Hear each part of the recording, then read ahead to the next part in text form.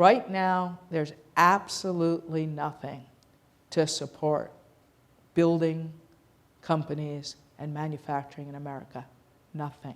What happened was I had put $60 million into a paper mill in New Hampshire. And I've gotten very fascinated with rebuilding company towns, because when you walk in, the supermarkets are shut down, the coffee shops are closed, and people's houses are for sale. And you have people whose fathers and grandfathers and great-grandfathers before them grew up in these mills, and now they're told that their jobs are not relevant, that they are no longer relevant. They need to go be re-educated. And it's a high-risk situation, but when you come in and you put 250 people back to work, and you put $25 or $30 million of payroll back into a town, the supermarkets reopen, the coffee shops come alive, and people's for sale signs come down. And I can tell you that there's, someone asked me if I'm nurtured by my business or if I'm driven by my business. That's nurturing. That makes my heart beat fast. But when you throw $60 million into something that has zero revenues, the people around you are not always supportive. But in doing so, you bring a town back to life. I bought a tissue machine to bring to America, because that's the one thing China doesn't ship in, is tissue. So you want to find, no, because it's like shipping air, right? So, if you want, this is innovation, right? How do I take a paper mill that has failed under every major corporation? I'm not that much smarter, I'm not that much better, I'm going to fail too, unless I do something different. So what is the innovation here? It's creating a product that has growth, that I don't have competitive forces. And so, the biggest headwinds we have is revenue growth, because we lost $12 trillion of household wealth in 2008 and 2009. 70% of our economy is consumer spending. And if your market is America, you got a tough road to hoe.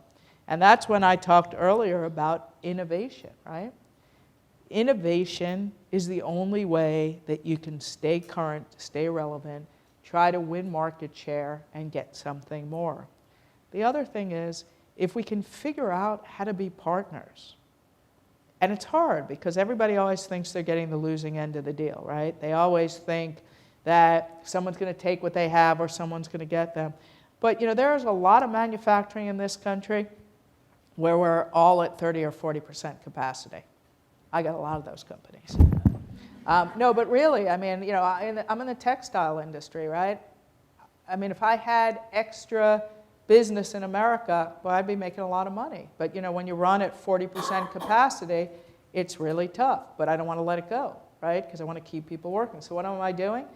I'm creating a cut and sew facility, and I'm actually in South Carolina going to make garments. I'm making them already in a Cambodian facility that I own, and I'm bringing it back, okay?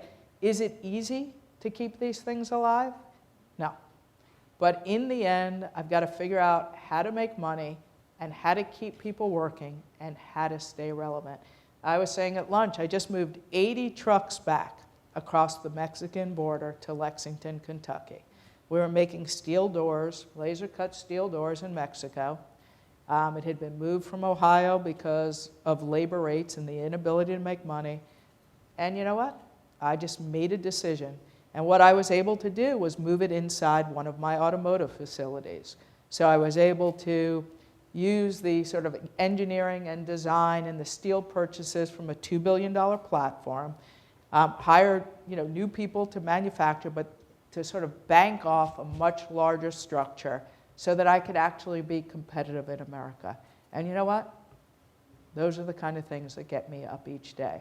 So if I can do that because I have a holding company with 75 companies, if we did that together as partners and just used our manufacturing capacity or used our steel purchasing capacity or used something to help each other, a lot more of us could move forward and flourish. And I'm not saying it's easy, but it's necessary.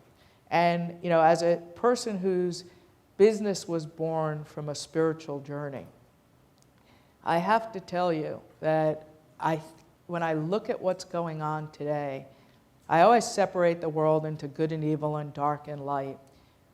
I really believe that if there was this dark force that wanted to destroy America, it would really come from that deception that we have to go it alone.